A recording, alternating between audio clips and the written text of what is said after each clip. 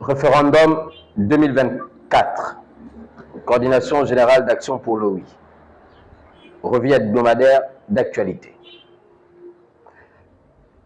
Mesdames et messieurs les professionnels des médias, mesdames et messieurs chers compatriotes, dans ce qui est désormais notre exercice hebdomadaire, la Coordination générale d'action pour le oui vous a aimablement convié ce jour pour échanger avec vous sur la revue de l'actualité nationale.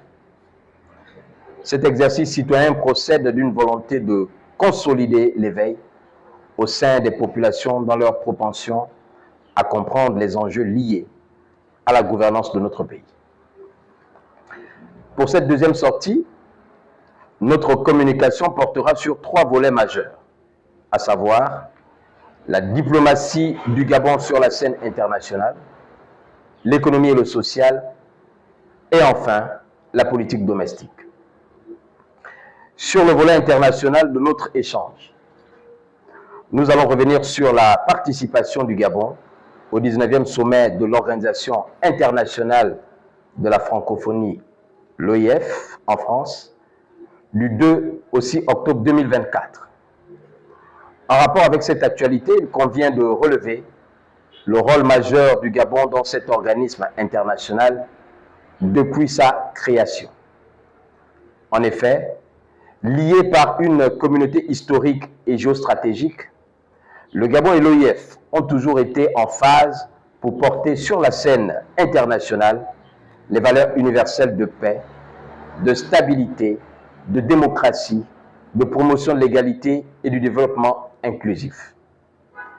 À ce titre, le Gabon est à l'OIF, au niveau de la sous-région, ce que la racine est à l'arbre, c'est-à-dire un pilier d'expansion et de leadership.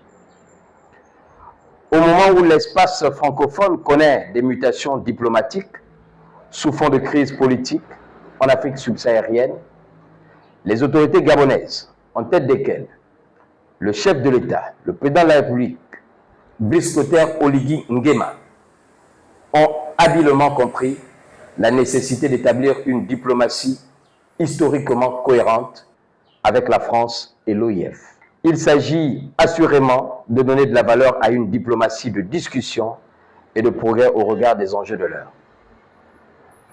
La Coordination générale d'action pour le oui salue cette intelligence diplomatique des autorités de la transition à comprendre que c'est dans la discussion qu'on négocie et qu'on consolide ses acquis souverainement. Sur le volet économique et social, notre plateforme se réjouit de l'opérationnalisation du lancement du processus de nationalisation du transport urbain dans le Grand Libreville. Comme portée économique, il s'agit de 417 compatriotes qui désormais ont intégré le monde actif avec une prévision d'incidence sociale sur plus de 2000 compatriotes à raison de 5 membres par famille impactés par un chauffeur de taxi en moyenne.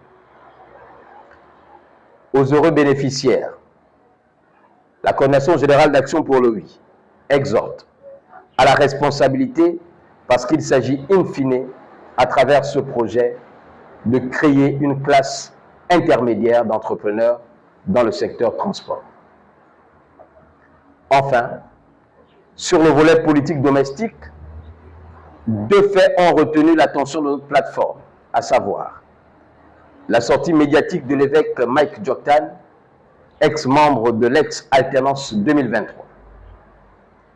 Du point de vue de notre plateforme, nous avons jugé cette sortie anachronique, notamment sur la question relative à l'organisation d'un nouveau dialogue dit moderne et inclusif à cette étape du chronogramme de la transition. Sans remettre en cause le principe démocratique de la contradiction qui féconde des idées diverses et variées, nous nous interrogeons tout de même sur l'opportunité, la pertinence et la justesse de cette proposition. En nous appuyant sur ce débat qui a le mérite d'être posé en public par un politique, ancien candidat à l'élection présidentielle, la Coordination générale d'action pour le oui regrette et condamne ce type de manœuvre orchestrée par une certaine catégorie d'acteurs politiques. à l'évidence, appeler à un nouveau dialogue alors que le pays s'apprête à organiser le référendum constitutionnel qui marque l'ultime étape de consultation du peuple après le dialogue national inclusif sur l'adoption de notre loi fondamentale, pilier de la restauration des institutions, nous paraît tout simplement perfide. Mais les Gabonais éveillés que nous sommes savons qu'il s'agit d'une énième tentative désespérée de sabotage de la transition.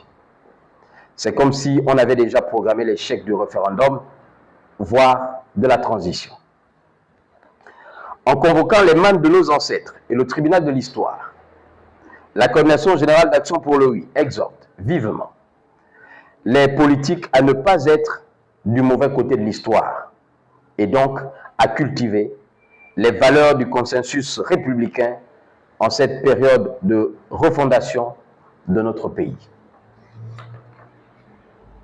Mesdames et messieurs de la presse, chers compatriotes, en prévision du référendum, la Coordination générale d'action pour le oui a suivi, avec une attention particulière, la remise du rapport de la constituante au président de la transition, président de la République, chef de l'État, son Excellence le général de brigade Brice Clotaire Oligui Nguema.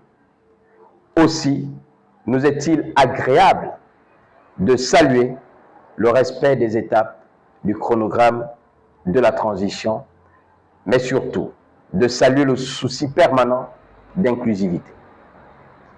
Il s'agit, mesdames et messieurs, de faire jouer à chacun son rôle dans la construction de l'édifice nouveau auquel tous nous aspirons.